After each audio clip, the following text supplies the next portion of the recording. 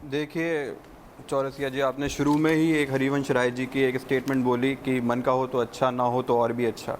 ये जो एक ब्रिगेड है, मैं सेकुलर ब्रिगेड तो नहीं कहूँगा, लेकिन ये जो ब्रिगेड है इसकी अपनी कहावत है कि मन का हो तो अच्छा, ना हो तो संविधान खतरे में आ जाता है। तो इसी तरह की ये प्रक्रिया है। आप देखिए, जजमेंट से पहले दोनों पार्टीज़, राम जन्मभूमि के जजमेंट से पहले दोनों पार्टी बोल रही थी कि we will accept what the supreme court will dispense, पर लेकिन जजमेंट के आते ही सुप्रीम कोर्ट की इंटेग्रिटी और इंटेंशन पे प्रश्न खड़े हो जाते हैं। अब आपका जो प्रश्न है कि ये कैसे कंटेम्प्ट के दायरे में आता है, तो section 2D of contempt of court का मैं पढ़ना चाहूँगा यहाँ पे।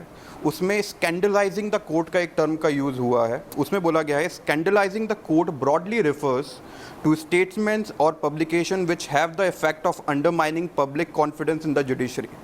तो कोई भी ऐसी स्टेटमेंट जो पब्लिक का कॉन्फिडेंस जुडिशरी में लूज़ कर दे, वो कंटेम्प्ट ऑफ कोर्ट के अंदर आता है।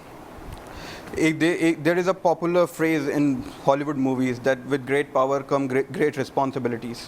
यहाँ पे वरिष्ठ अधिवक्ता जो KTS तुलसी जी हैं, उन्होंने बहुत अच्छा जिक्र किया फंडामेंटल राइट्स का, लेकिन मैं 51A फंडामेंटल ड्यूटीज़ के बारे में बोलना चाहूँगा।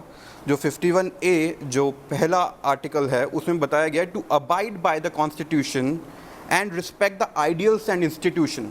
जो जुडिशरी एक इंस्टीट्यूशन है, उसका रिस्पेक्ट करना, उसकी गरिमा को बनाए रखना, ये भी हमारी एक जिम्मेदारी है। तो यहाँ पे राइट्स की बात तो हम करते हैं, लेकिन जो ड्यूटीज़ हैं उसकी बात नहीं करते हैं। तो ये जो टिप्पणी करी गई इस जजमेंट पे, इससे पूरा पब्लिक जो कॉन्फिडेंस है, जो जनता का जो आत्मविश्वास है जो कोर्ट के अंदर, वो आहत होता है।